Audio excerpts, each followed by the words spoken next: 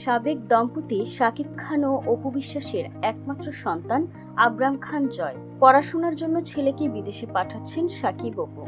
গণমাধ্যমকে বিষয়টি নিশ্চিত করেছেন অপু বিশ্বাস নিজেই।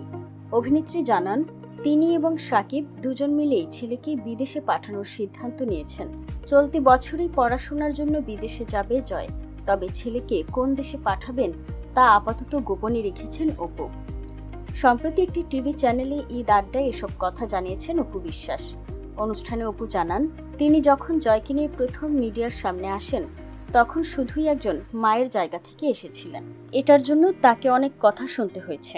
অভিনেত্রীর মতে, এখন সামাজিক মাধ্যম যতটা উপকারী তার থেকেও অনেক বেশি ক্ষতিকর।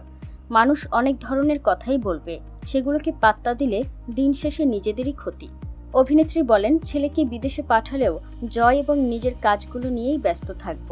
তবে বিদেশে জয় একা থাকবে না, সেখানে পরিবারের আরও সদস্যরা থাকবে।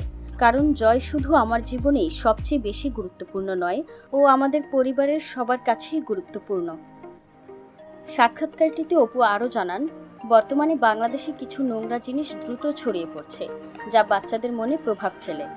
অভিনেত্রীর মতে, এসব থেকেও সন্তানকে দূরে রাখতেই দ্রুত জয়ের দেশের বাইরে যাওয়া উচিত। যদিও সমালোচকদের দাবি, শাকিবের দ্বিতীয় স্ত্রী শবনম বুবলির ছেলে বীরের স্কুলে ভর্তি হওয়াই ঝামেলার কারণ।